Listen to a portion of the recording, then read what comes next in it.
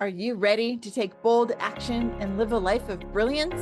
Welcome to the Bold and Brilliant podcast, where women leaders share inspiring stories about daring decisions that shape their businesses, their lives, and their careers.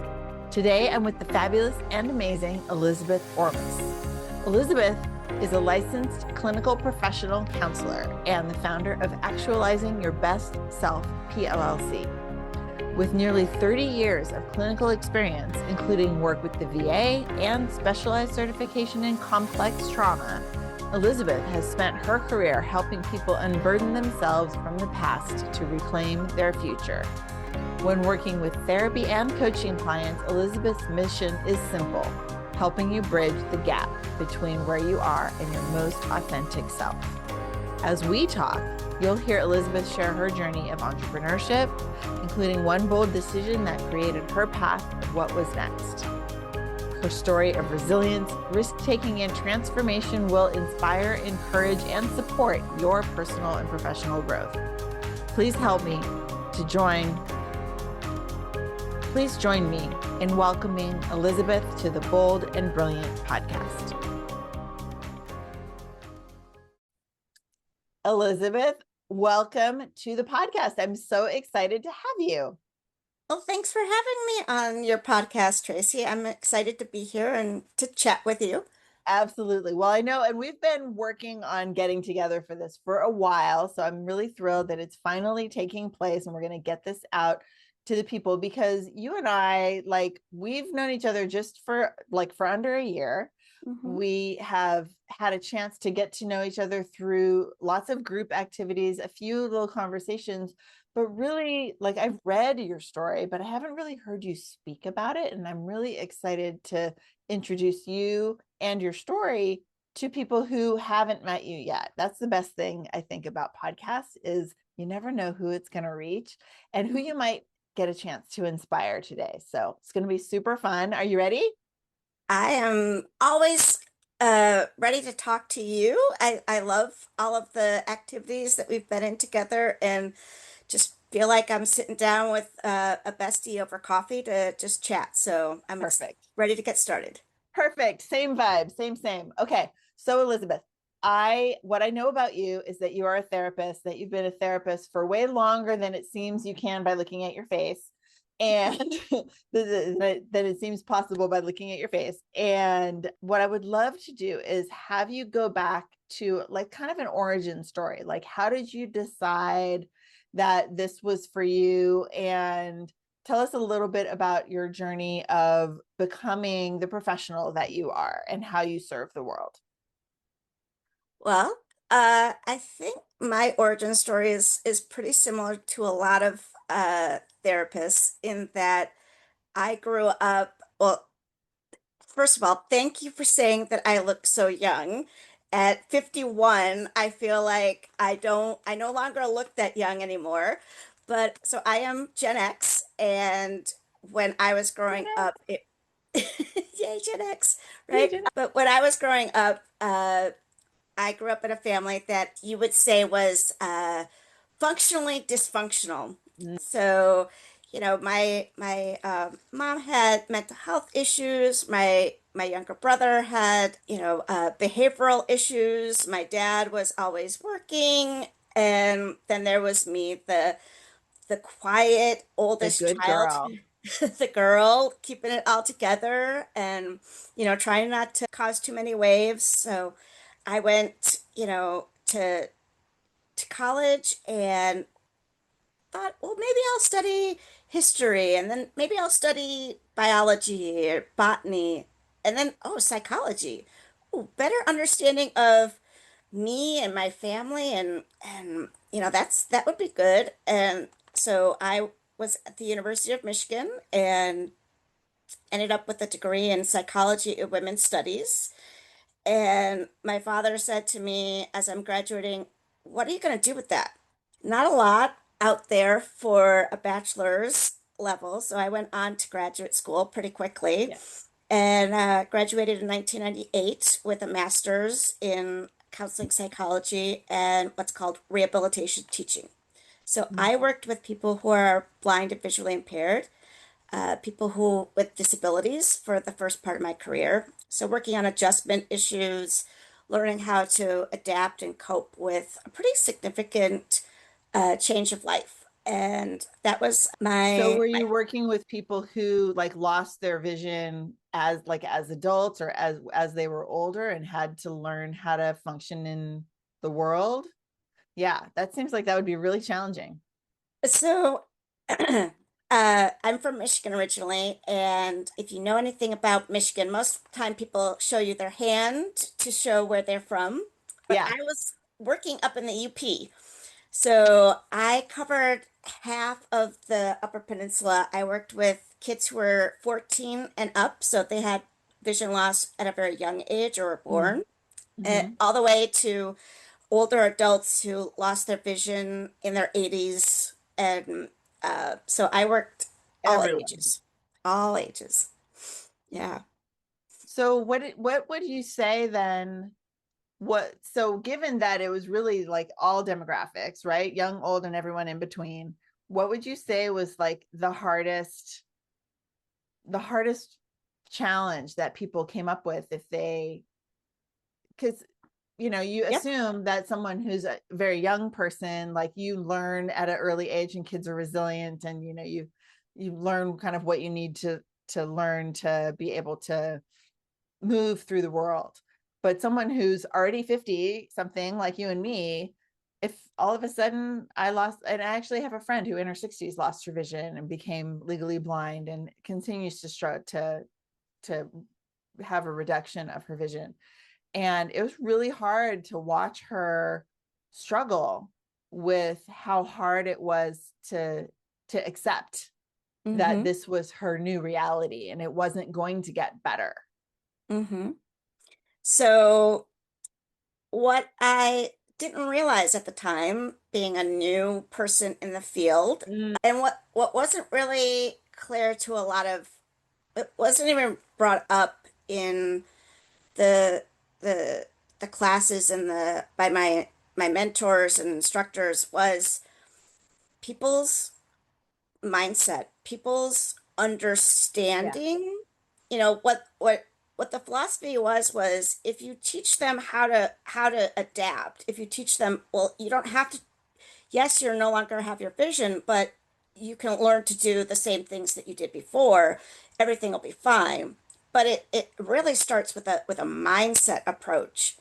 And that's what I've been honing over, my own, like, almost 30 years now. So, career is that how people, like, our core beliefs and how people start off. So it begins with like your parents and what they're teaching you and how well Mhm. you can understand that your capabilities and whether you adapt or don't adapt really starts with your Got you. understanding.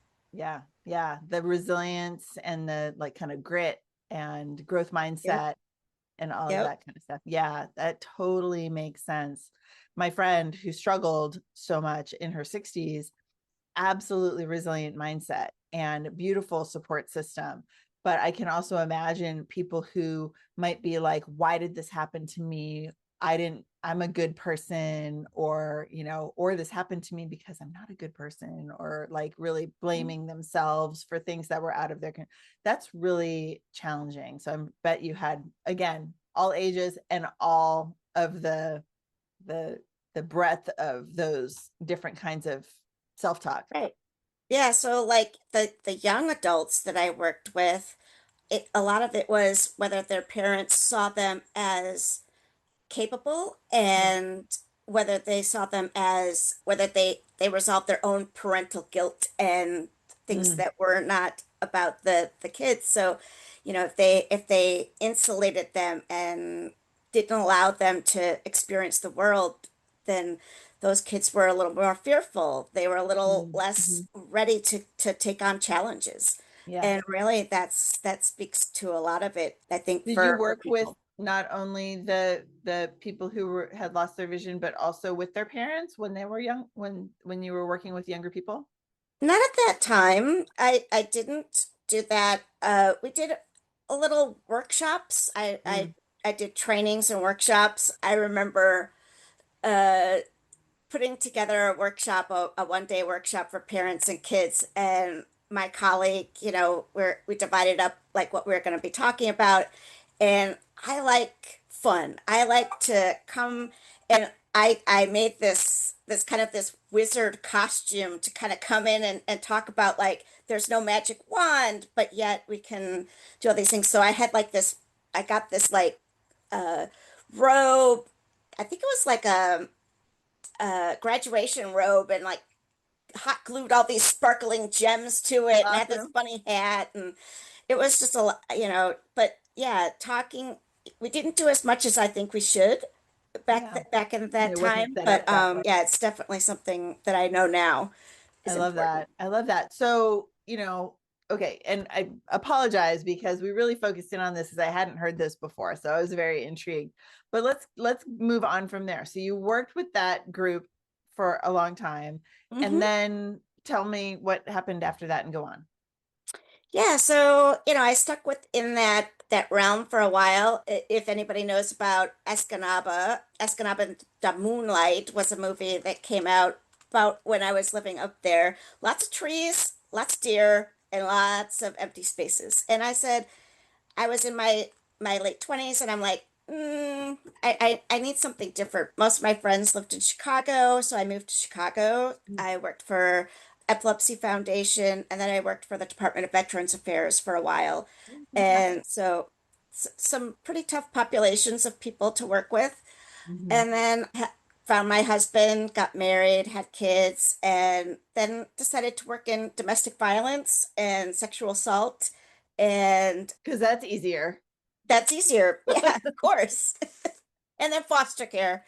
So Yeah. I did that for a long time. And then, about a year and a half ago, I realized that I needed I needed something different. I'd worked for everyone else. I worked for, so many different types of agencies and places. And I said, I need more control for me. I love my work. I love working with people. I love helping them to see things from a different perspective and how they can change once they kind of open up their eyes and mind to the change that is possible. And I wasn't feeling as fulfilled doing that for somebody else because they set some of the rules and things. Yeah. So I said, I'm gonna take it on myself. I'm gonna start my own private practice. And boy, was that talk That's about having to be resilient and have Yeah, a good that's mindset. what we call that bold move, my friend. That's a big deal. I mean, it's a big deal for all of us who have been in corporate and left corporate and stuff, but like in the medical world, which you were a part of, are a part of, it's very regimented in what you can do and how you can do it and the paperwork and the I mean, I don't have my personal experience, but everything that I know from doctors and nurses and therapists and everyone that work in that world, it's a lot to navigate, and you sometimes maybe feel like your hands are tied in certain ways, right? What was it specifically that, I mean, you mentioned that you wanted to like not have your hands tied as so much or everything, but was there anything specifically that you knew that when you had your own practice you would do it differently than kind of how you had to do it when you're working for someone else? Yeah, so, working with the clients and being able to set our path together with people who seek me out. So having more control over the type of clients, making sure that I'm a good fit for them, as Mm, opposed to a lot of being assigned. agencies work, it's there's a thing that brings them to your door, like domestic violence, An or event. their child is in foster care, or the child is a foster child, right? And those are the things that open that door. But as a as a therapist, it wasn't always like, oh, well, what do you need? And am I the best fit? Whereas now, when Mhm. it's my own practice, I can sit down and I can talk with them. We can talk about what their particular issues are and go, okay, yeah, I'm a really good fit for you. My approach, my understanding of therapy is the right one for you because there's so many different ways to approach healing Mhm. and change. And not every therapist is the right fit for every person seeking Yeah. services. Absolutely. That makes so much sense. I mean, it's the same in the coaching world. Obviously, we're all different personalities. You have different ways of doing things. And sometimes people are a fit just personality wise, and sometimes they're not. So when you were working for someone else, often you would get just assigned a person and they're your client, whether or not you're a fit for them or not, right? Until you go through so many or whatever, and you find that it's not going well and you have to switch out or something like that. But you have a period that you have to, right? Yeah, Yeah. even as the clinical director, I had, you know, I didn't have all complete control over who was coming in the door, right? Yeah. Right. There's always somebody above you making decisions. And that was the thing. I could, take a look at folks coming in and going, okay, but everybody had to be assigned, right? Right. You could see like, okay, this seems like the best choice, but Mhm. you still have to figure it out from that's before any conversations even happened, right? Yeah, Yeah. exactly. You I got love it. that.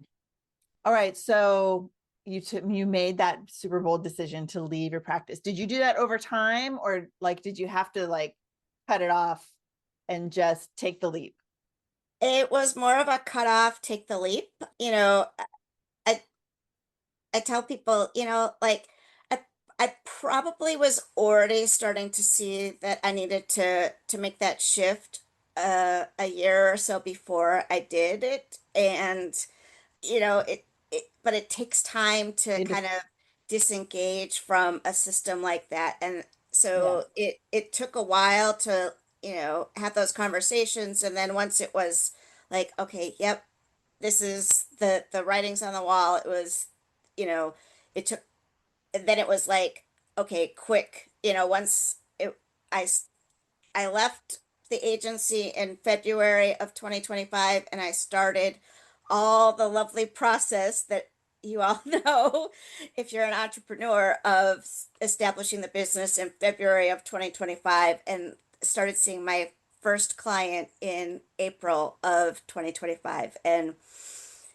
slowly building from that point on. yeah, yeah, because it's not like other types of work where clients follow you, because Mm-mm. they're in that system kind of for a reason in a lot of cases, right? Especially like you said, if they're in the foster system, or if it's, they're getting supported through a shelter program or whatever it might be, like they're in that system. They can't just, well, I want to work with Elizabeth, so I'm just going to go over there. It's a whole Mhm. new world Yeah, for for like most people. 100, most people. I did let a few of the foster parents know that I was, just because it's like, well, what Yeah. happened, Where'd you where did she go, go? right? And I did end up having one client come over after about 6 months or so when he aged out of foster care. So I Mm. see him Well, that's through nice. a program called A Home Within, which is a total nonprofit matching up kids, former foster kids, with therapists who agree to do the work with them for pro bono. So it's my way of giving back. It's my way of Yeah. being still connected to that community, and I'm such a proud person to have an opportunity to do that as I'm Yeah. establishing my own work.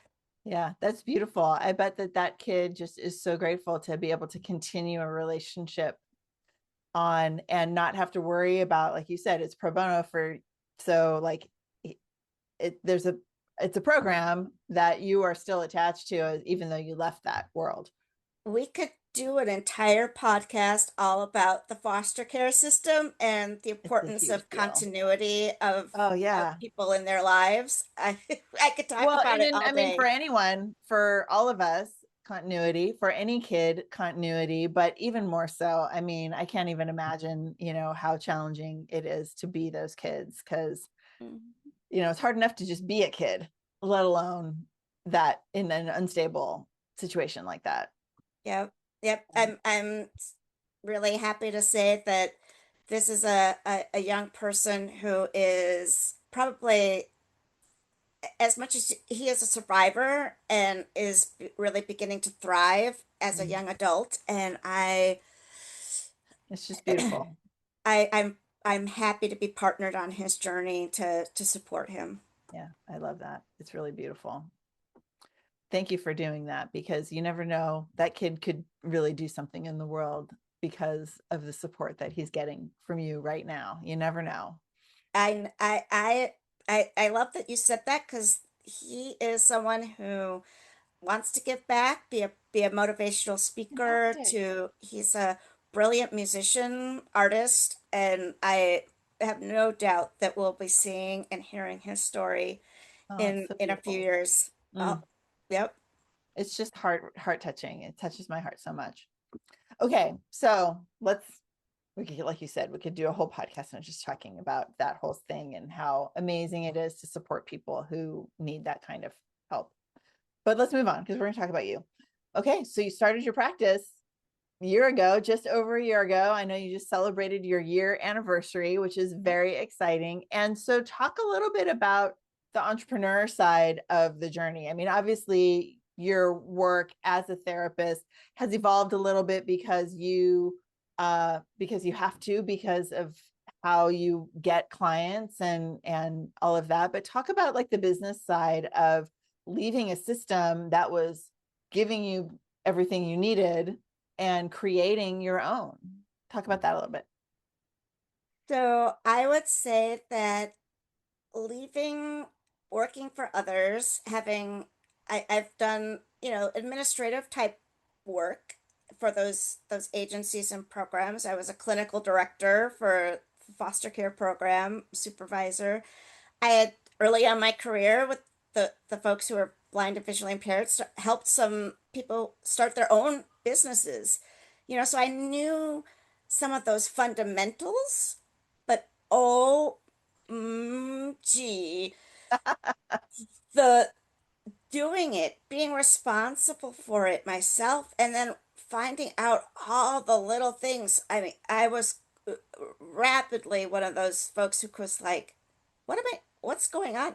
What am I supposed to be doing here? How am I supposed to be doing all of this? This is insane, And, uh, I'd always worked, I, lo- I love being a part of communities. I love having that ability to talk to other people and Yeah. to hear from them and to share. And I realized I'm kind of isolated, I found some, clinical groups to belong to for that therapist side, the piece that piece, but the entrepreneur side, I was like, I don't, I feel lost. And I had signed up for something on Eventbrite, and your Gather community popped up for, like, I think it was the Biz Connect. And I was like, oh, this sounds interesting because you talk so much. I mean, the Gather community, right? And I was like, all right, let's give it a chance, And then from there, I just, I, a whole world opened up of female entrepreneurs giving and sharing and connecting and growing together. And, I, from there, I'm still learning a lot. I'm connecting with people, finding ways that help me to continue to be bold, to take those next steps, right? Because I thought I was just going to be in private practice. I thought I was going to do individual sessions, one-on-one, for the rest of my career, the next 25 years or so. And now I'm like, well, no, I think, group work, some group community, maybe some, uh, you know, short workshop type programs, things like that. So I'm continuing to evolve this business in directions that I never anticipated when I started last February and Yeah. wrote my business plan and had this like model of like, this is what it's going to be. It's going to be, Here it is yeah, forever. Yeah. Well, I love that. So, what I want everyone who's listening to realize is that that's all of us. We're always evolving, right? Like the idea that, oh, yeah, we wrote our business plan. People think like you write your business plan and it's like the Bible, or it's like this thing that's never going to change. And even the Bible changes because there's different translations. Okay. Anyway, but the point is that there's like it's intended to be a living document, this business Hmm. plan that we created, right? It's a snapshot of our current vision and goals and how to's and who we want to serve and all of that. But if we're going to evolve as people and as a therapist, like we know we all have to continue to evolve, either going forward or backwards. There is no staying still in nature.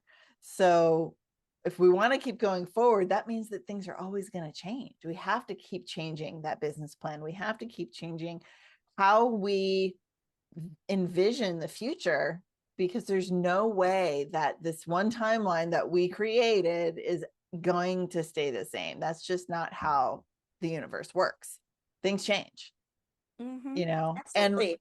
and a lot of times it's things that are not, we never expected it to be the way, like the direction that it goes. I love talking about unmet expectations, especially with anyone who experienced the pandemic, which is literally everyone, because it's all about unmet expectations. We thought our lives were going to be one way, and they weren't pretty quickly. And they're still not what we thought they would be 5 years ago, 3 years ago, two, like every year. It's such a change. And that's just how the world is.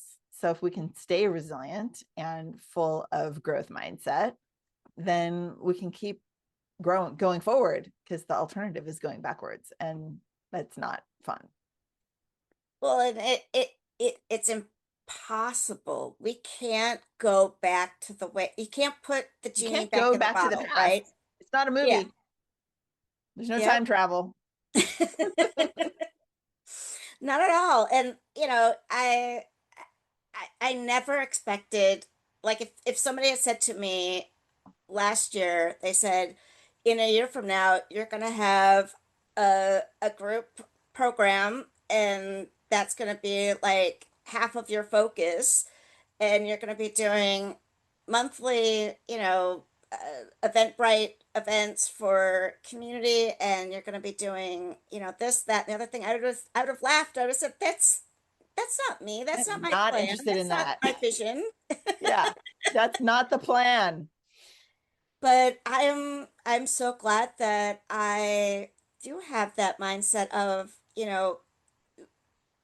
keep keep evolving, keep going in the direction that the feels right, Yeah. right? Mhm. Because if you get rigid and you get stuck in, it's painful. It is painful when you try to, like, oh no, this is not what I want to do, and Right. you can't Well, get stuck. because then you're in that place of unmet expectations again, and no one, it's not fun. Like, Mhm. yeah, the opportunity to stay curious about what how things could be different, because they're gonna be. So what could that look like? And what do you want it to look like? And how can you create the path instead of just get like carried away with the river? Yeah, I love that curiosity, right? Be curious in what what's the next evolution of what you're doing. And that's where I'm at right now, is just, curiosity of, okay, I'm open to every possibility Yeah. that feels right, and keeping what's working, and then just letting things evolve and move forward. It's fun. I think part of being bold is to embrace, what's fun about your directions, like, Yeah. if it feels heavy, you're probably doing something wrong. Yeah. Well, or it's just not aligned for you, right? You used Right. a word that I love to use, the word open. When you're open to what could happen, right? You're literally leaning into the possibility.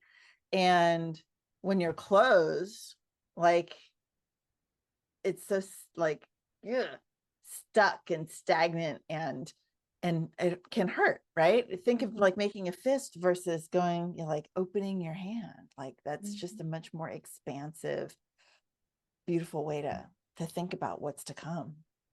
The other thing that, as you were talking about, like if it feels good, the word that came to my mind was aligned, because I've been doing a lot of interviews for our upcoming summit in the Gather community.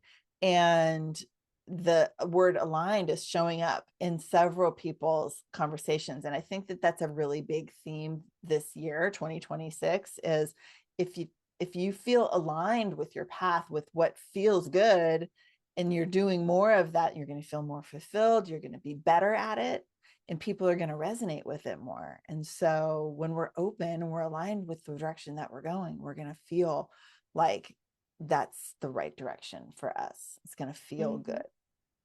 Yeah, this fire horse year is one of those things where you can kind of get caught up in this momentum, Mm-hmm. right? And but you want that momentum to be going in an aligned path, right? Yeah. And that's the difference between, if you're caught up in it and you're going in an alignment versus off into, some path that doesn't feel right for you. Yeah. Well, think And about horseback riding.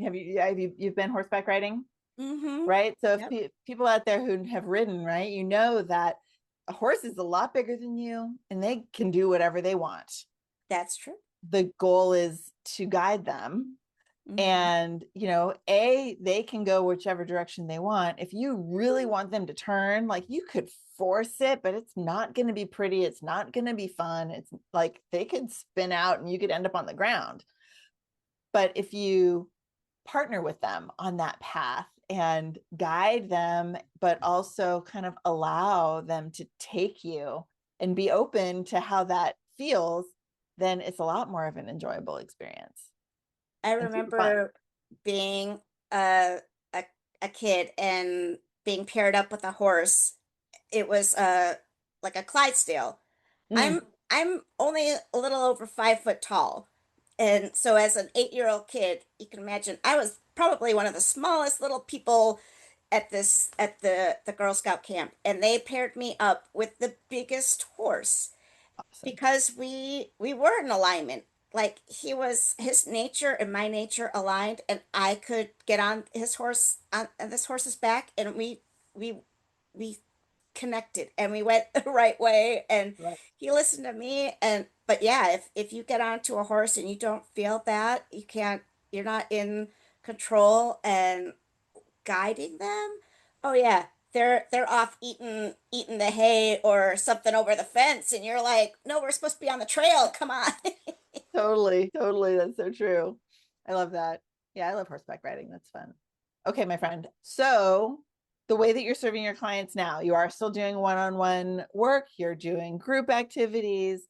Like, tell us a little bit about like like your name, right? Actualizing your best self. It gives us a vibe. Your thing says that it's providing in-person and telehealth counseling. So you're doing online, you're doing in person. Tell us, like, what is, if you're looking for a client or someone's looking to work with a therapist, like how are you guys going to match up? What is your ideal client? How is it that you are uniquely serving them? Sure. So as you mentioned at the beginning, medical care and, mental health services, there are so many rules and restrictions regarding licensure and insurance and all of that. So, Hmm. I can only serve someone with insurance and licensed therapy in the state of Illinois. Okay. I would have to be licensed in every single state the Right. person was in order to serve people outside of it. So what my group work is, and the free kinds of like once a month women's healing circles, those are educational. Those are More on the coaching side of things, really. on the coaching side of things, and it's about learning and understanding and applying to yourself the things that I know that I have honed over, my career to understand and to bring that to people so that they can apply it for themselves. And if they needed something more therapeutic, I can refer people to a provider in their home state or wherever. But so this is the new bold direction for me I of love that. understanding how you can coach and guide people on those mindset shifts, those understanding of you've got everything within you that you Mhm. need to make some changes. So people that work best with me, whether it's coaching or therapy, is people who recognize that they're ready for a change. They just don't know what it is that they need to change. Yeah. Usually it's women, kind of professional women, midlife.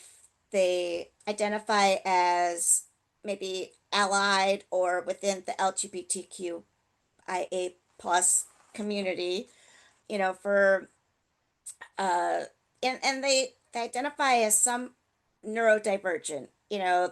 They may recognize autism or ADHD or having Or at least the experienced trauma. tendencies that direction, even if they haven't Right. been diagnosed, which for adults is very often.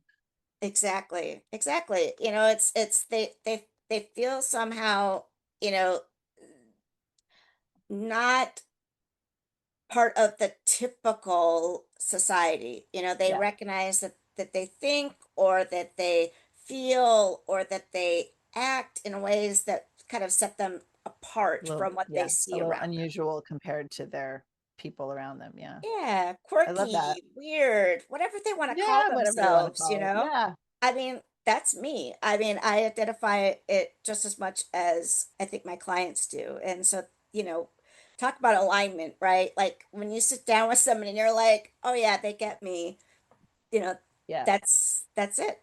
Well, and that's really what we need most out of someone who's offering this kind of support, whether it's therapy or coaching or whatever, like that there's an understanding and uh I don't want to say camaraderie because that feels like friendly, even though friendship is similar in that way, but really an understanding like that they've been seen by the person on the other side of the conversation, whether that's a friend or a coach or a therapist or a family member. Like we all want to be seen and recognized as who we really are.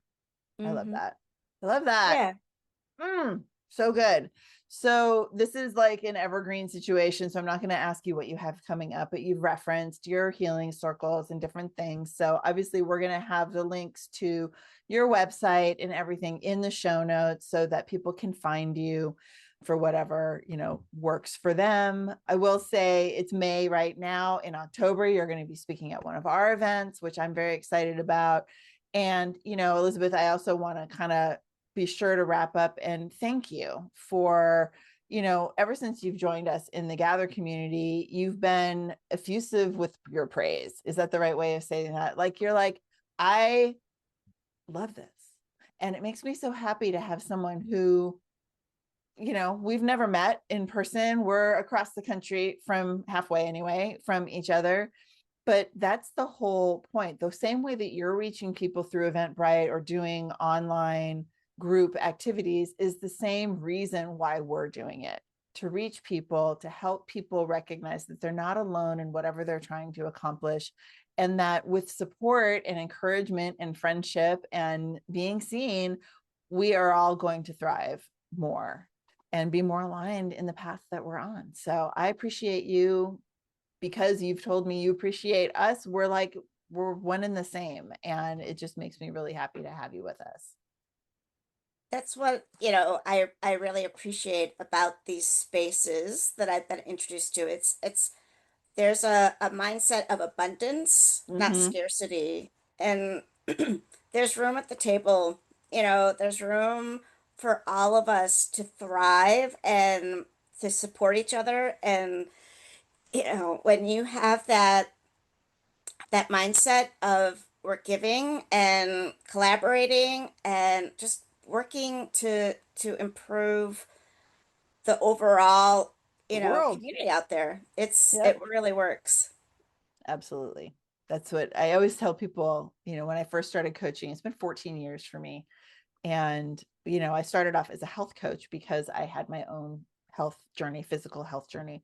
And I told people I didn't know that I wanted to change the world. I thought I just wanted to lose some weight. And, I had the weight part handled, but from that point forward, it was all about helping people be seen and realize that they can do whatever it is that they put their mind to, especially when they connect with other people so that they are supported by community. Safety, connection, Yep, human beings, I mean, we cannot heal, we cannot thrive without connection. We're hardwired for it, so absolutely.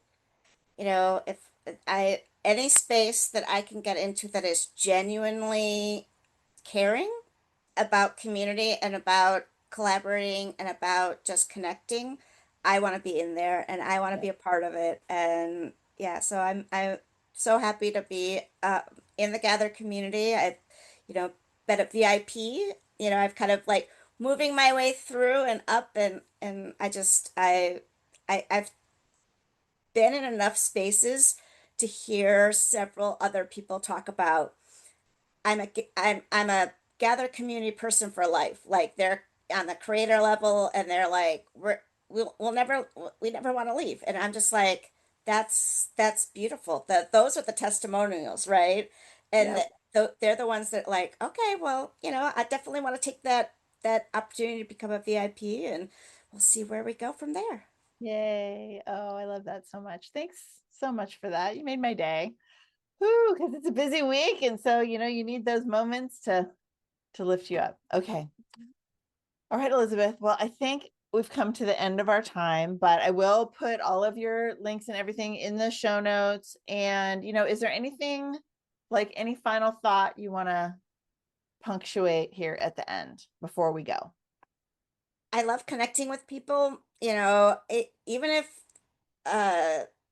even if you're not sure if something about my what I've said or talked about today resonates with you, connect with me. I have a 30-minute one-on-one, free connect. I mean, maybe there's just something that you've always wanted to ask or to find out about, but you're kind of holding yourself back. Contact me. I'd love to talk and just connect with you, see if there's something I could do to help you. And that's why I'm on the podcast and why I'm looking to be on more podcasts and just talking about who I am, what my message is, and how I can really just be of service to more people, because I think that's what we're all here to do. What life's all about. Yep. Yeah. I love it. Well, thank you again, my friend. I really appreciate your time being here on the podcast. And I just appreciate you being in the world and doing what you're doing because it matters. And so thank you so much. You. We'll I see you made my soon. little heart.